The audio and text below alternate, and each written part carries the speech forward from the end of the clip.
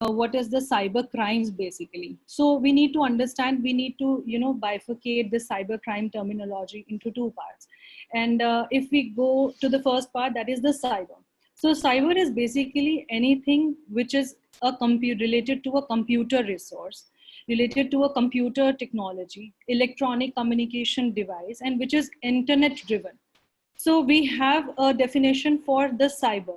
So basically, we all know what is cyber and what is the computer resource and what are the electronic communication devices. Now, if we go for the crime, then we have the unlawful practices or the unlawful work done or the offenses which are done by the people with the use of these computer resources and internet-based technologies and electronic communication devices, that constitutes a cybercrime. So here we come up to a definition of cybercrime somehow, but you won't find any definition as such, proper definition of cybercrime in any rule book or any statute, nowhere. So basically we comprehend that any crime in which computer is used as a tool, or it is a target, or it is both, then it constitutes a cybercrime. So we cannot underestimate the importance of this digital technology. Right now, during this lockout period, we all are connected through this technology only. We all in the world together are facing this corona times. The situation is so bad, and yet everything is somehow trying to move from every corner of the house. Like we have this online education system, it is also working from our homes. Even the kids are preparing for their classes, they are doing their lectures.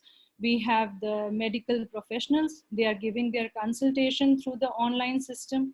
We are running, the banks are running through the online system. So practically our life is revolving around this digital technology or the digital innovation what has been we have been achieved. So we can say that it has become an indispensable part of our system. It is pervasive, it is omnipresent, it is present everywhere. You start from a car, you have MG Hector, that is also internet based, Wi-Fi based car. You have your washing machines, this thing, your microwaves, everything. You are your air conditioning system, it starts operating before you enter your house. This is also digital technology. But have you ever thought about this, that if this technology is taken by some unlawful element and it is used for his own fancies and he tries to tamper with the whole system, what can be at stake? We all know that India has the second largest internet population in the world. And we have not less than 450 million internet users.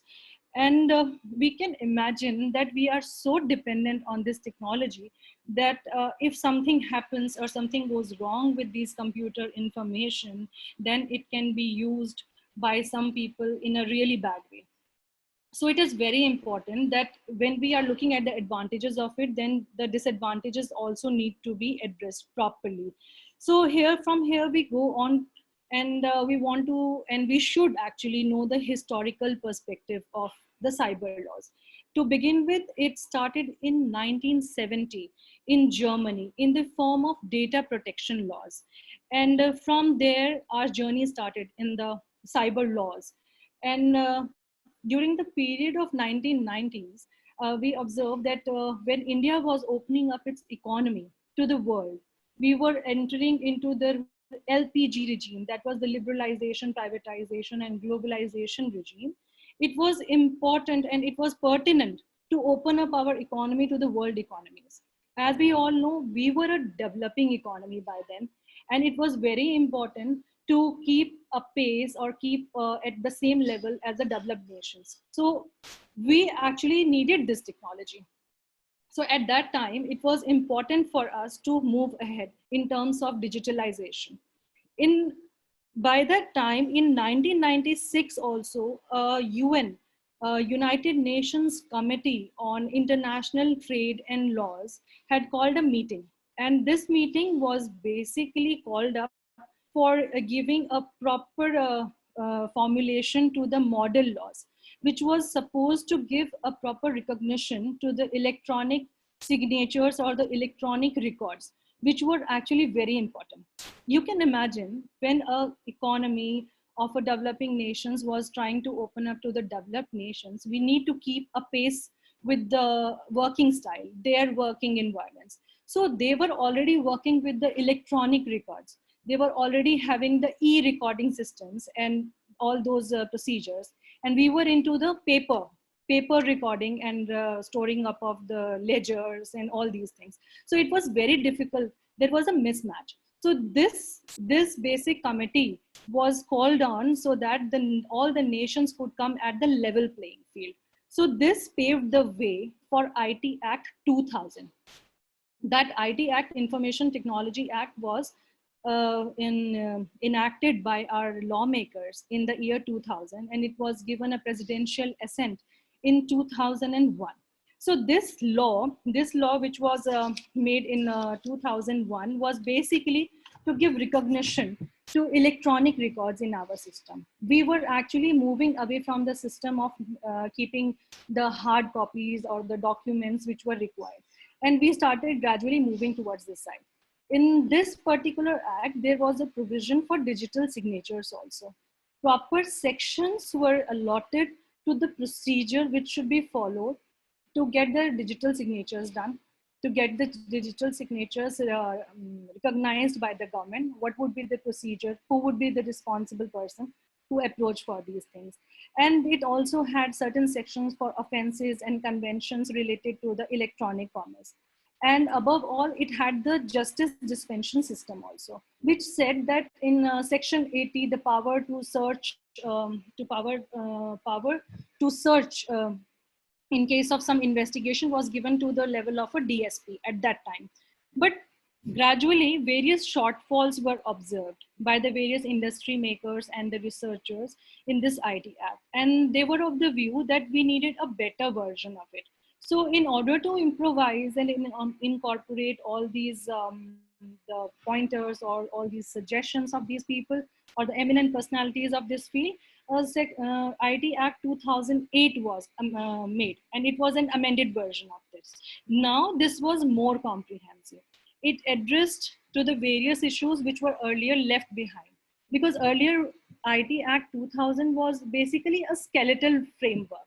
So now everything was, all the organs and everything was getting into place. So it talked about cyber cafe. It had sections on the data privacy. It had few particular sections, 67A, 67B, which were basically the offenses, sexual offenses against the children. Then we had the mechanism of cyber defamation, redefining the role of intermediary. It was a very important section which was incorporated into this. Basically, the intermediaries, they were actually shunning of their responsibility. They were actually, they were not accountable earlier for their responsibility. Now they were made accountable by the central government that they should maintain the records of the transaction according to certain set procedures and the guidelines issued by the central government. And in case if they are not found to be adequate enough, or if they have not maintained it properly, then they could be actually prosecuted for that.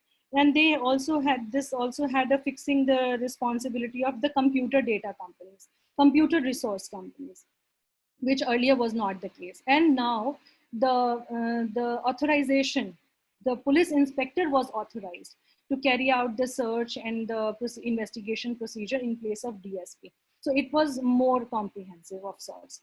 But even after these IT acts, what is felt is that the common people or the people in our country, they are not that cyber educated enough.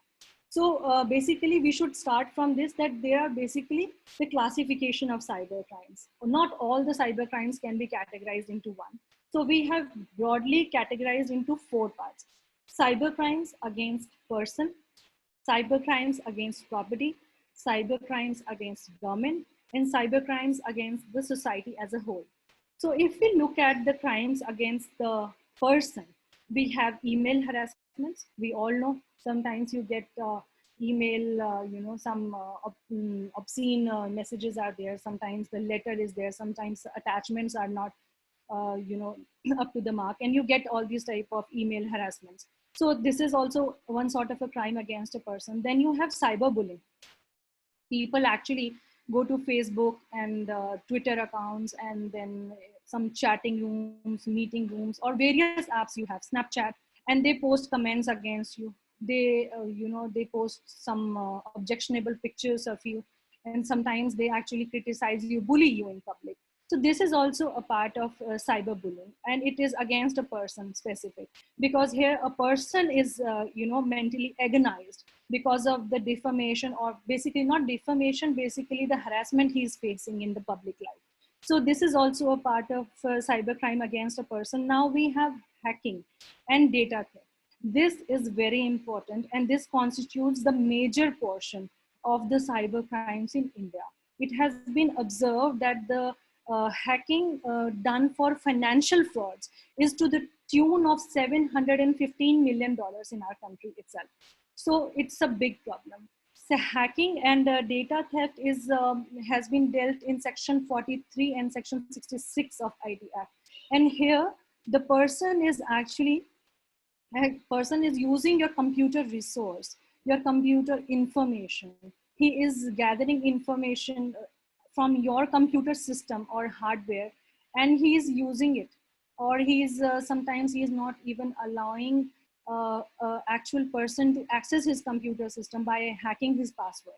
So he is actually invading your privacy by doing all these things, and he might be using it somewhere for his own gains. He might sell that data to somebody else. He might commit a financial fraud by doing a data theft. He might get hold of your personal documents as well, your password, your date of birth. If that is hacked from your computer system, you very well know that it can be devastating for you. In a minute, in a click, he can actually take all your money from your account also. So that is there. Now against when we talk about cybercrime against person, one of the most important and most reported cybercrime is against the woman and child. It is in the form of sexual offenses that has been dealt in section 67A and section 67B of IT Act. So now we have these sections. We will discuss about it in a much detailed way. Now we have card cloning.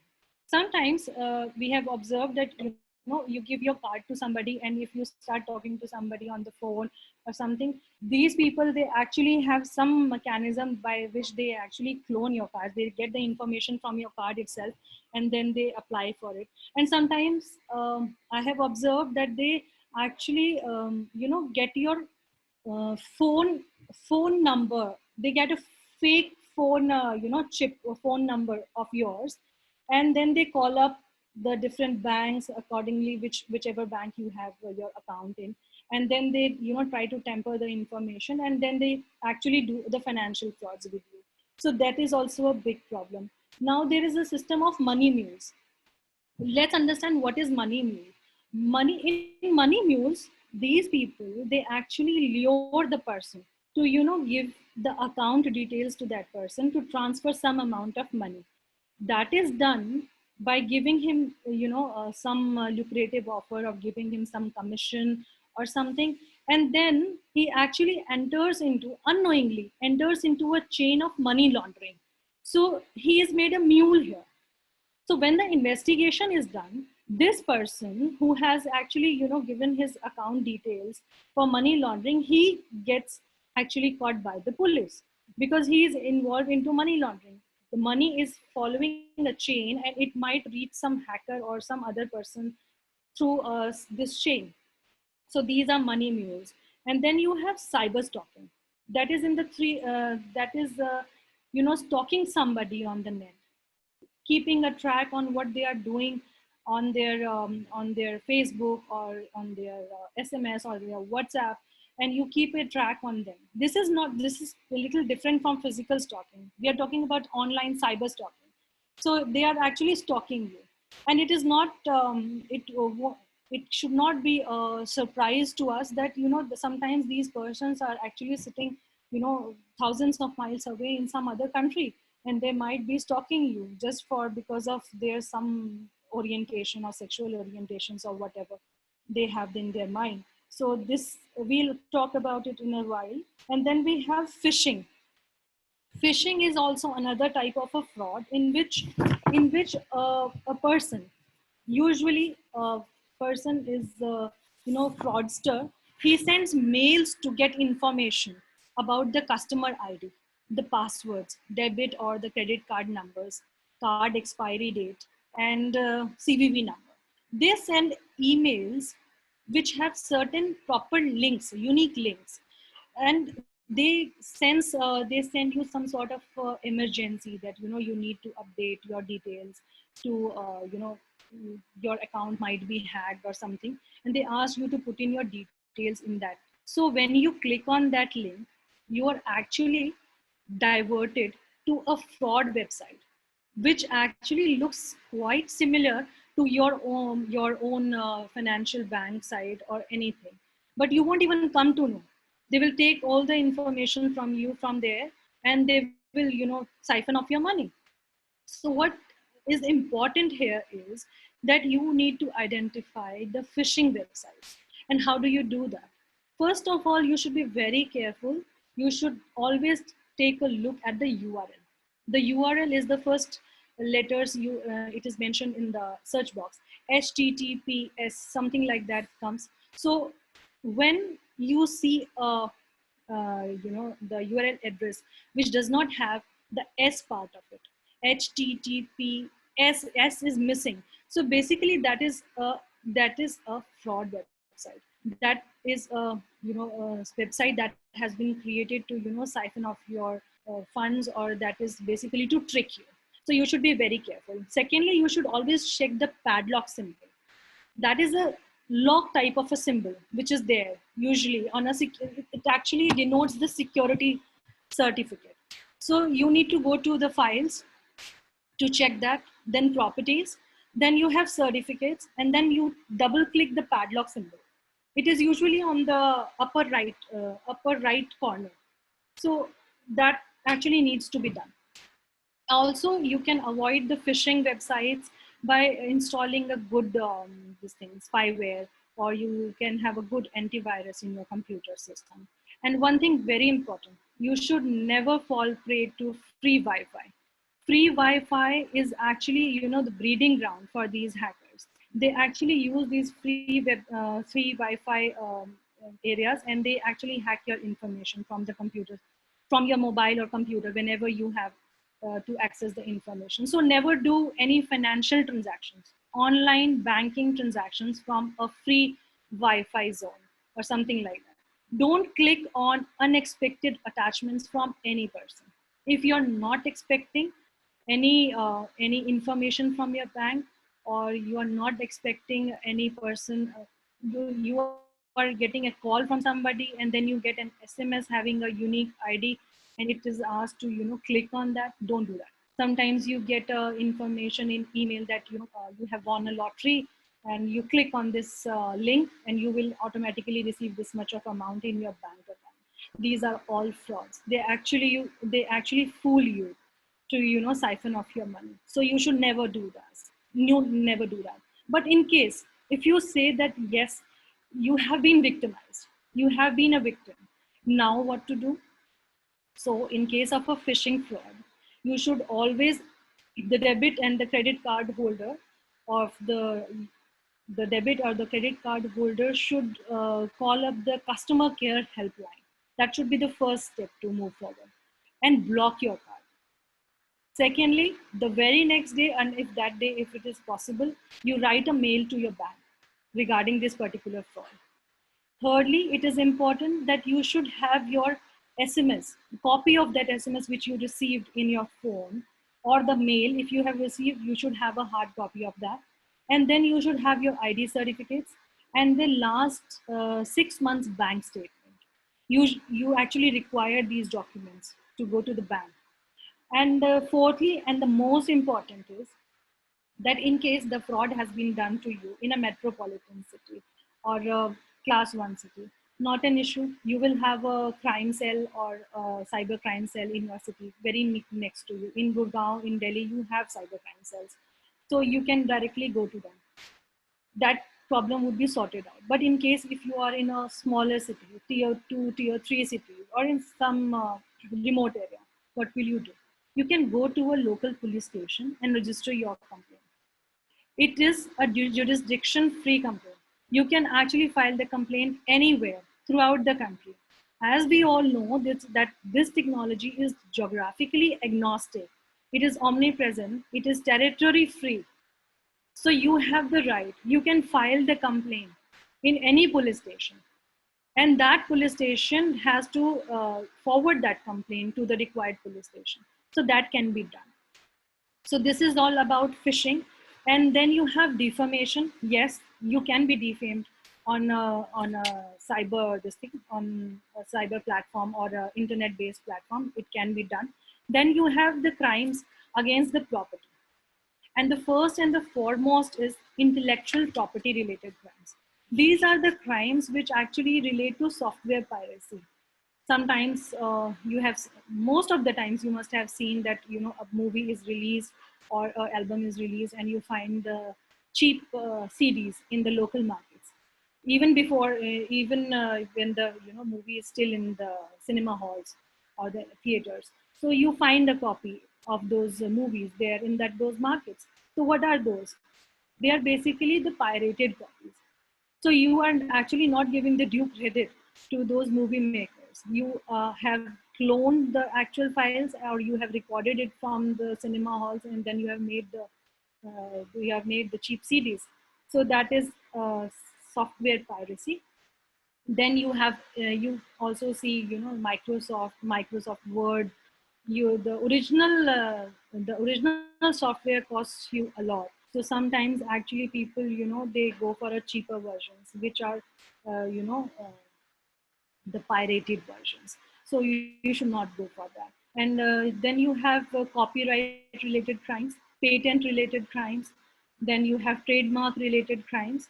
So all these crimes are basically somewhere related to the cyber world only, because sometimes you protect your knowledge, intellectual property in sort of some sort of books, and then, you know, somebody publishes it and makes use of it.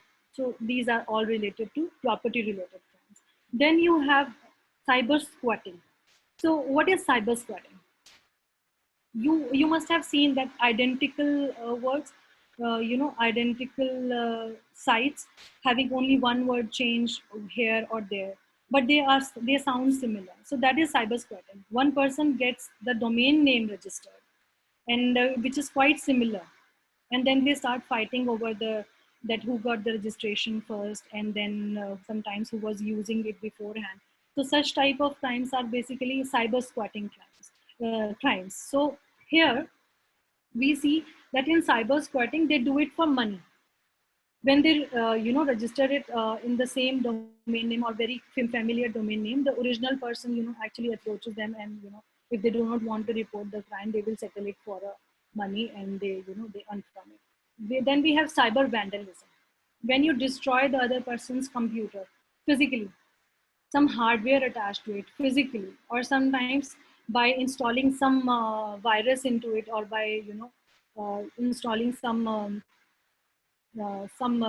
fake software into that is cyber vandalism. So there is a deliberate destruction of the property here. So now then we have a hacking the computer system. Sometimes the hackers, they actually hack the entire computer system and take out the computer information, documents, etc. from your computer without even you knowing it.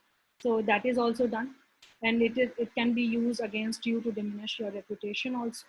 So in hacking, I would like to quote one example that in a few years back in Jawaharlal Nehru Port Trust, a website, official website, was hacked by hackers, and they actually created a chaos, because you can imagine the amount of traffic of containers going on in the port, and what all it could have led to, the amount of losses in our country. So basically it was a face off for us. And similarly, a few years I think maybe 5 or 7 years back, even the Maharashtra government's official website was also hacked by hackers. So they do it for, sometimes they do it for money, sometimes they do it to, diminish the reputation of the country, or sometimes they just do it because of their tendencies, compulsive behavior. So it has been observed that way. So this is all related to cybercrime against property. Now we have cyber crimes against the government. Yes, the cyber crimes can be committed against the government in terms of cyber terrorism, wherein the cyber person, or the hacker, or the person actually uses the computer resource to instill a sense of fear among the citizens of the country, or among the particular sections of the community. So in this case, they actually use some method or the other, by instilling some message, by instilling some mails, or by posting some videos. They do it, and sometimes they use these things to even, is some sort of distorting the relation with the neighbor countries also, when they post offensive messages regarding the neighboring countries. So it becomes really difficult to maintain the sovereignty, unity, and the integrity of the country. So cyber terrorism is a big threat to the country, yes, it is. And then we have a crime against the society. We all know pornography is a big problem. The cyber technology has actually given an access, and a very freely available access to anyone about any information. That includes the pornography also. So we can see that everything is available so freely on the net, and sometimes, or most of the times, it actually creates a chaos in the nascent minds of the kids. And we have seen that it is very important that there should be proper curbs on the child pornography. It is very important. We have certain sections also in the IT Amendment Act in the form of 67B, and it has one of the strictest punishments in the IT Act here. So, and then we have trafficking. Trafficking is also done through through the cyber crimes, or with the help of internet. And now trafficking can be in any terms. It can be a human trafficking. It can be trafficking of illegal goods. It can be sale of illegal sale of arms. It can be illegal sale of animals and animal products. And it can be of human organs also. There is a, if all of you, or if some of you get time, you can read about dark web. This is basically a virtual world, which is quite different from what we are using. This world is actually, this virtual world is having access with the hackers. And they freely roam in this cyber reality, and they freely purchase and purchase all these things, and they do trafficking and smuggling. Every sort of activity, wrong activity, is usually done in this dark web, and it is very difficult because of the certain patterns and the technology they use. It becomes very difficult for the cyber crime agencies to actually track these hackers. But however, they are doing a wonderful job. um, Even just few days back, 6 months back, a case was reported in which the web technology was being used in Delhi NCR for human organ trade, and it was caught hold by the cyber crime branch.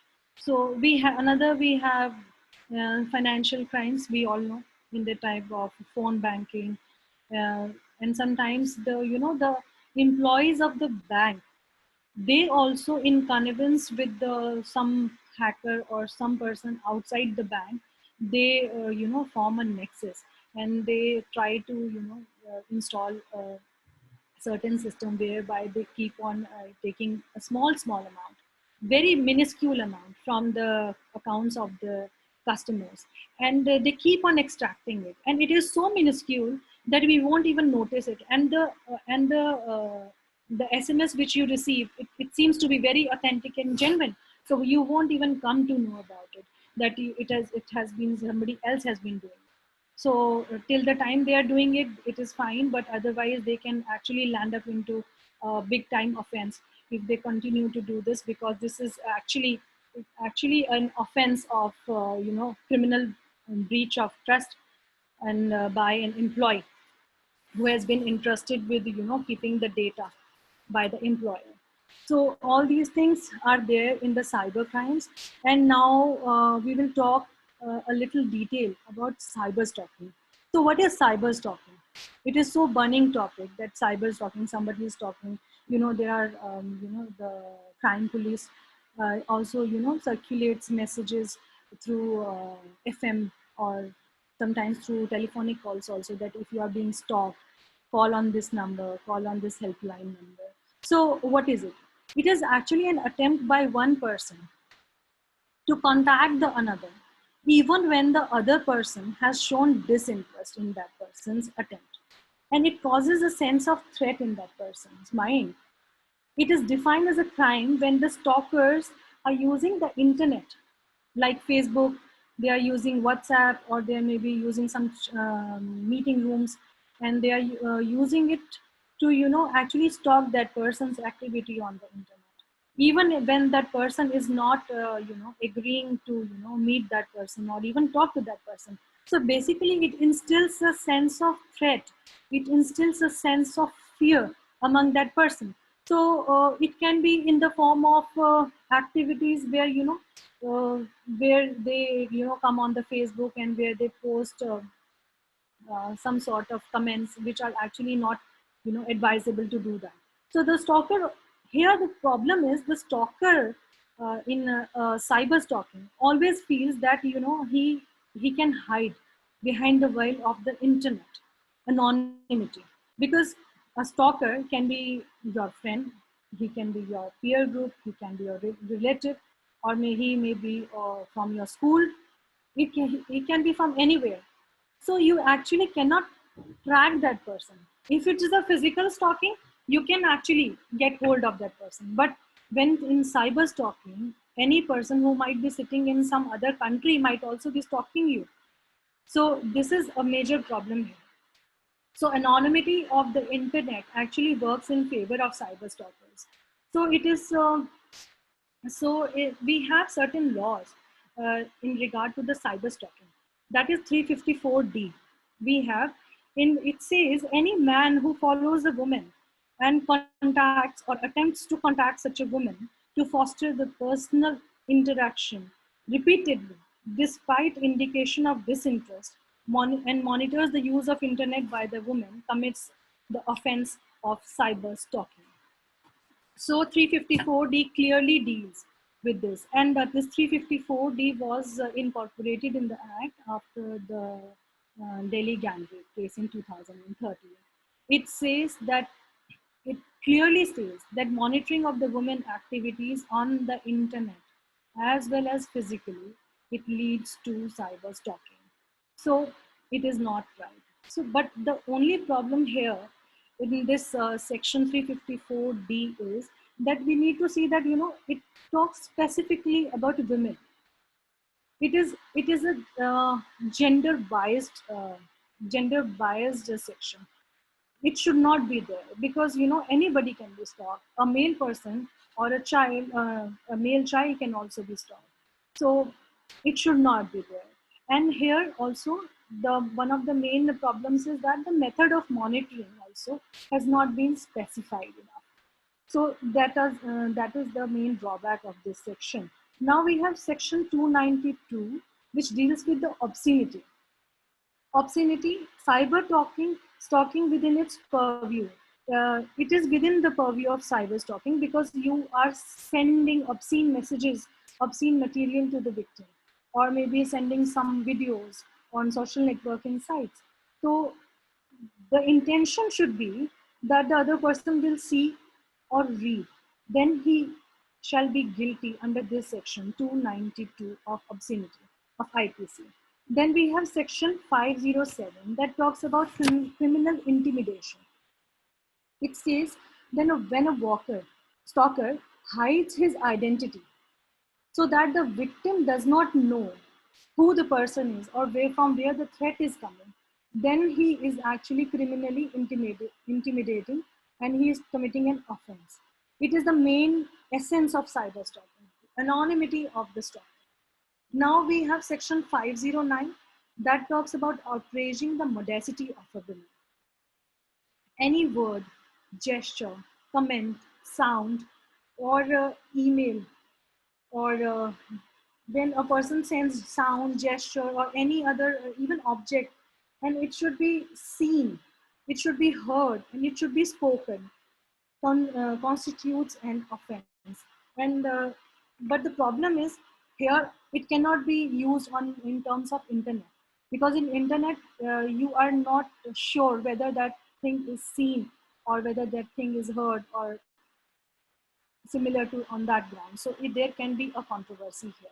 So we have section 67 of the IT Act also that says that is somewhat a replica of section 292, and it relates to publishing obscene material in electronic form. So it covers online stalking. Then we have 67A, that is publishing and transmitting of material, sexually explicit material on electronic media, and any sexually explicit material. It can be through email messages, it can be through videos, or it can be in any other form.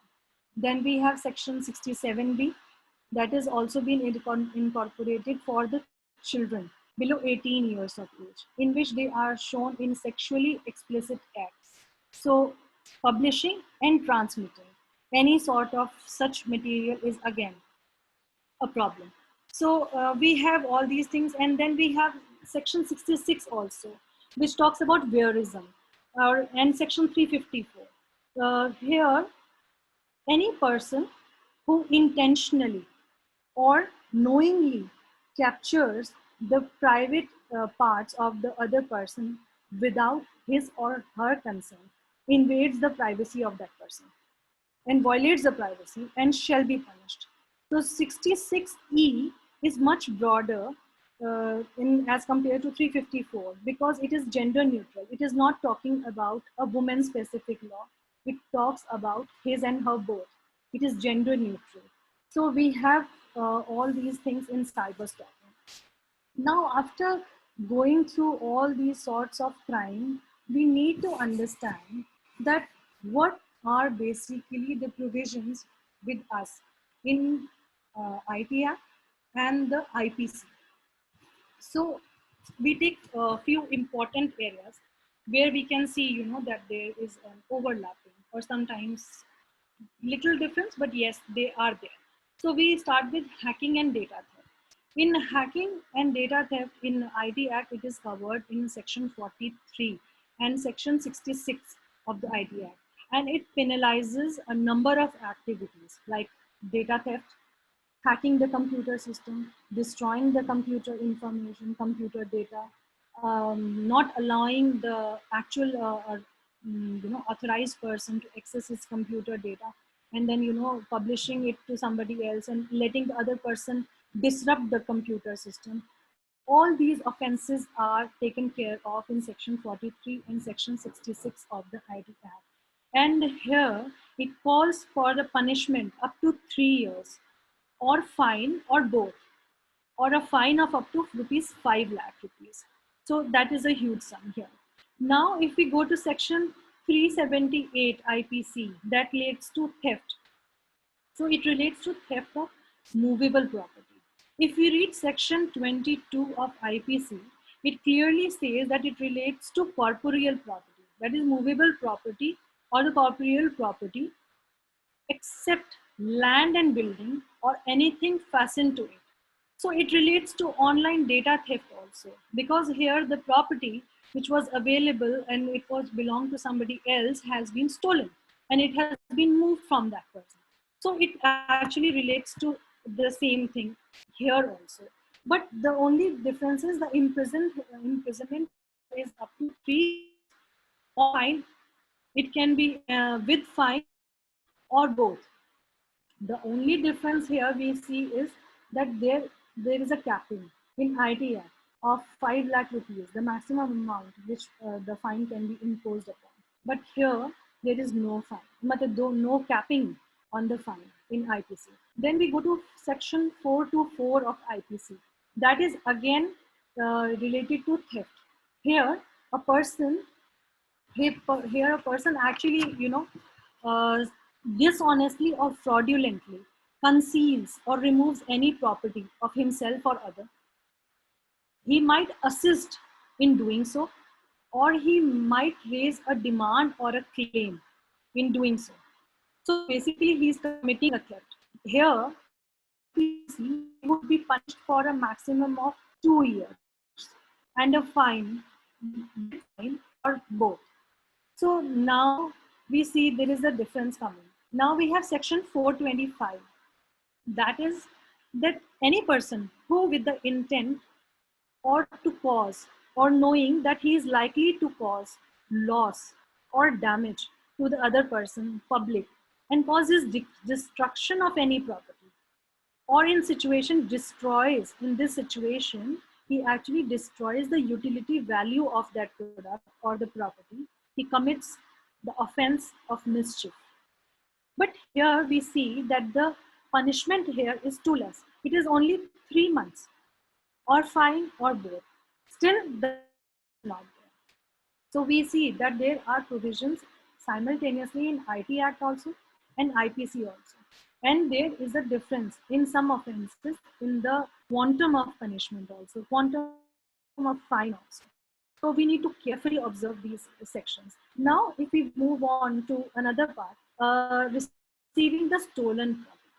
This is covered in the section 66B of IT Act. Here, if a person receives a computer resource or an electronic communication device, and it is established that it is stolen, then what can be done? He can be punished for 3 years, or he can be given, he can a fine can be imposed of rupees 1 lakh, or it can be done both ways, and fine along with the punishment. Then we have section 411, which is corresponding to IPC, or the same, receiving stolen property. Now here they have a 3-year fine, or fine 3 years plus fine or both. So here also there is no cap on fine in IPC. There we have in 66B rupees 1 lakh fine.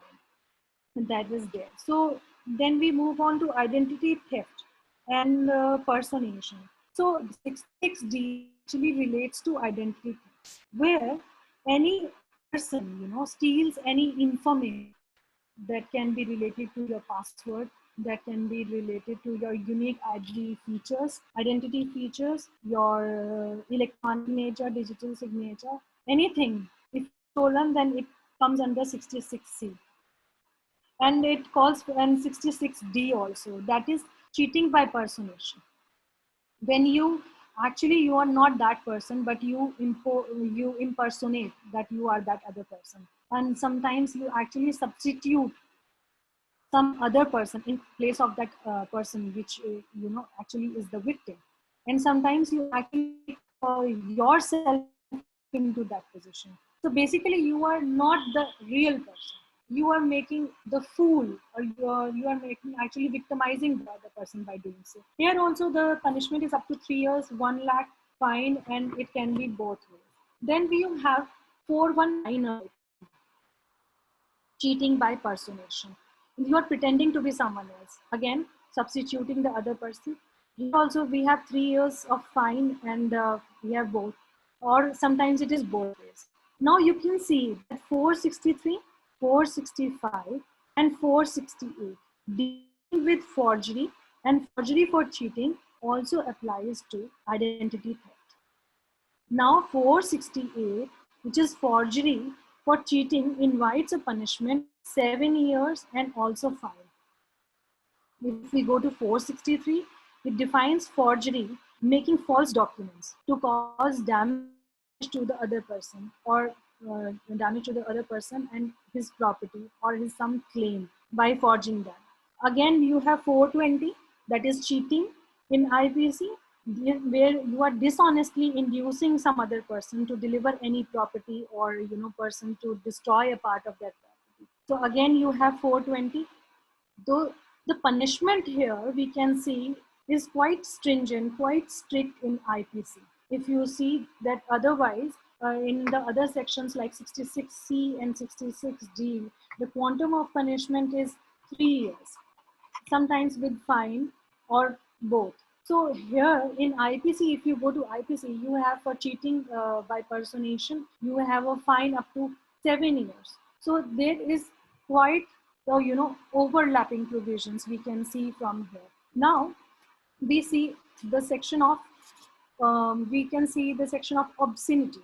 We have 67, 67A, 67B. So 67 says IT Act, obscenity in the form of obscene material, transmitting and publishing of such material.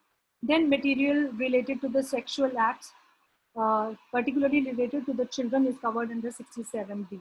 So here, the first conviction calls for a punishment of 5 years and a fine of rupees 10 lakhs.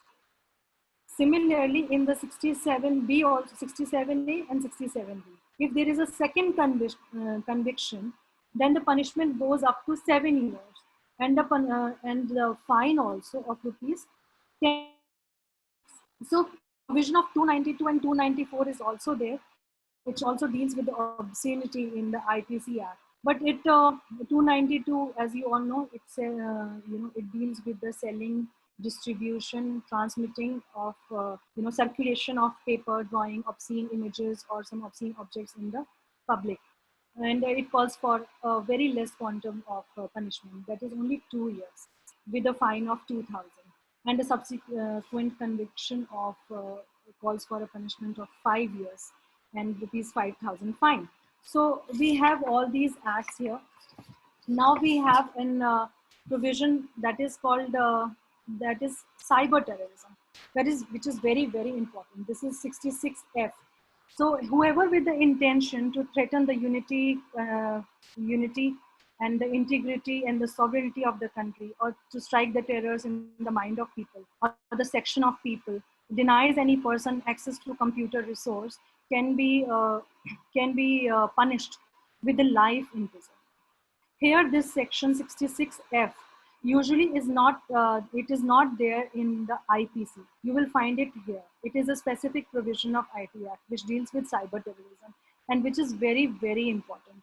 Now, we have a section 121 in IPC that is like, waging war, abetment of war, something like, but it is not that much relevant here. But cyber terrorism, yes, it makes sense here. So now we move on that after cyber terrorism, we see that, we definitely see that there are overlapping provisions, but we also need to understand that, some sections or some areas, some offenses are compoundable, some are bailable, and some are non-bailable. So if we see section 77 and 77A of the IT Act, then we find that, it's subject to certain exceptions. All offenses which are having a punishment of less than 3 years, are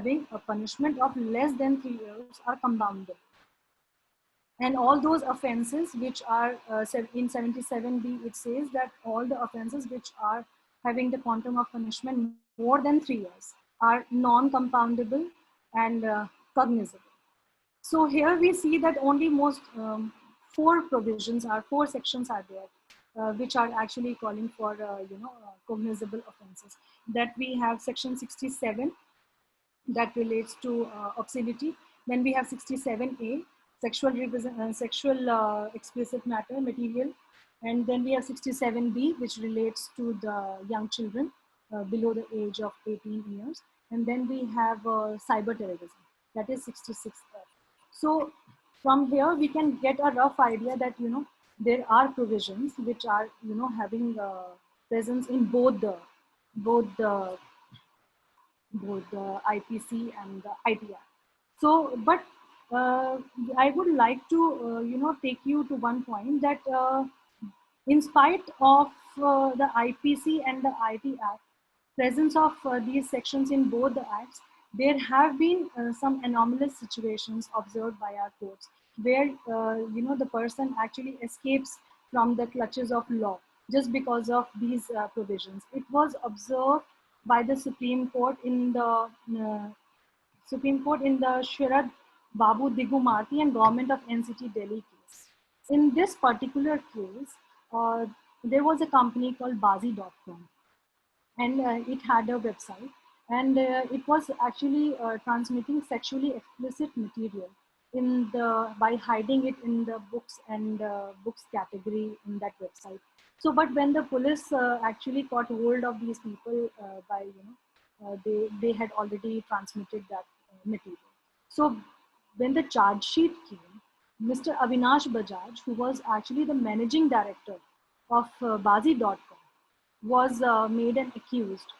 And simultaneously, Babu Digumarti was also made an accused because he was the manager. So he had all the liabilities attached to it. So they were made, but originally the company who was the employer, Bazi.com, was not made a part of it, was not actually made an accused in that. So the Supreme Court said, and ultimately the the offences or the sections which were levied on Avinash Bajaj and Sharad Digumarti had to be dropped. So at that time, the Supreme Court considered that if after the charges under Section 67 that leads to obscenity of the IT Act was dropped, a charge under Section 292 could be sustained. The Supreme Court quashed the proceedings against Dugumarti and ruled that if an offence involves settled involves an electronic record, then only the IT Act would apply. Here I would like to mention that wherever there are special laws, the special laws have an overriding effect on the general law. So if we have an IT Act, so you can be prosecuted under the IT Act, then the IPC. So it always prevails. And also the Supreme Court said that the latter laws would prevail over the prior legislation. Also, in the case of Gagan Harsh Sharma versus State of Maharashtra, certain individuals were accused of data theft and the hacking of software from their employer. So Section 408 of the IPC was imposed with the criminal breach of trust by the clerk. So, but the Bombay High Court upheld the contentions of the petitioner that offences under Section 408 and 420 of the IPC are non-bailable and cannot be compounded other than the permission of the court. Whereas the Section 43, 65 and 66 of the Act were bailable and compoundable. So the Supreme Court was bound to go according to the IT Act. So these people, the contentions of the petitioners were held by the court. So we are seeing that the people actually sometimes get an advantage. So what is required to be done here is that, there should be a proper amalgamation of the IT Act and the IPC, so that, people do not hide behind one or the other provision by taking the leverage of these liberal laws. Because in IT Act, we see that apart from the 4 offenses which we have mentioned earlier, rest all are bailable and compoundable, because in most of them, the punishment is less than the 3 years. So they can easily escape their liability. But here I want to make it a point that theft is a theft, whether it is a physical theft or an online theft.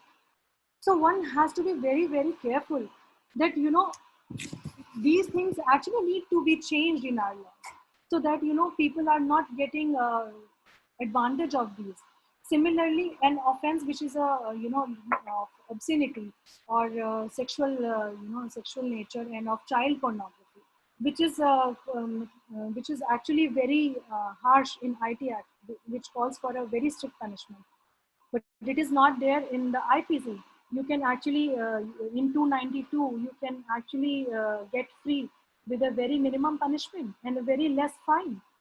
So that needs to be incorporated here. So what we actually seek is that there should be a proper amalgamation of both the laws, and it should be comprehensive, so that it is not criminal liberal, but there should be a strict, there should be a certain certainty of, you know, the criminal getting punishment. It is very important. You can have hundreds and thousands of laws, but till the time the criminal is not having this thing in his mind that, you know, he will be punished, till that time a law can never be a deterrent. I would like to quote here, just by concluding, I just want to quote here uh, lines of very eminent cyber lawyer, Mr. Sri Pawan Duggalji. And he says that while the lawmakers have to be complimented for their admirable work removing deficiencies in the Indian cyber law and making it technologically neutral, yet it appears that there has been a major mismatch between the expectation of the nation and the resultant effect. So the most bizarre and the startling aspect of the new amendment is that these amendments seek to make Indian cyber law a cyber crime friendly legislation, and it is soft on cyber criminals with a soft heart, and it is a legislation that chooses to encourage cyber criminals by lessening the quantum of punishment. He has very well addressed the problem which we just now discussed, that, you know, there should be a proper system, there should be a proper prosecution, there should be properly, you know, the criminal should be held accountable, and it won't be only possible then when we have a proper system, one single you know, law, comprehensive law, which relates to all sort of crimes, be it in the theft or personation or anything.